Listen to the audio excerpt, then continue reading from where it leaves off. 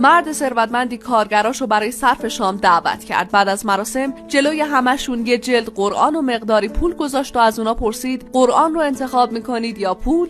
به نگهبان مجموعه تجاریش گفت یکی رو انتخاب کن. نگهبان گفت خیلی دلم میخواد که قرآن رو انتخاب کنم ولی قرآن خوندن بلد نیستم، پس پول رو میگیرم که فایدهش برام بیشتره و پول رو برداشت. از کشاورزی که به باغش رسیدگی میکرد خواست یکی رو انتخاب کنه. کشاورز گفت زنم مریضه و الان نیاز به پول دارم، اگر مریضی همسرم نبود حتما قرآن رو انتخاب میکردم ولی فعلا پول رو انتخاب میکنم.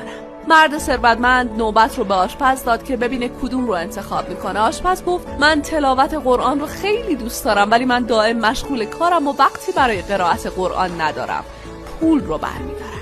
نوبت رسید به کارگری که وضعش از همه داغون‌تر بود و خیلی فقیر بود. پسر گفت درسته که من نیاز دارم، خیلی هم نیاز دارم، ولی من قرآن رو انتخاب میکنم. قرآن رو برداشت و بوسید. مرد ثروتمند لبخندی زد و گفت قرآن رو باز کن. پسر قرآن رو که باز کرد 2 پاکت دید. با اجازه مرد ثروتمند یکی از پاکت ها رو باز کرد که توش پر از پول بود و توی پاکت دوم وصیت‌نامه‌ای قرار داشت که اونو وارث اموال و دارایی خودش کرده بود. چون اون مرد ثروتمند فرزندی نداشت و همسرش نیز فوت کرده بود و قصدش انتخاب وارث شایسته بود. مرد ثروتمند معتقد بود هر کی به جای پول خدا رو انتخاب کنه سرشت پاکتری داره و به همین راحتی با مال زیاد به فساد کشیده نمیشه.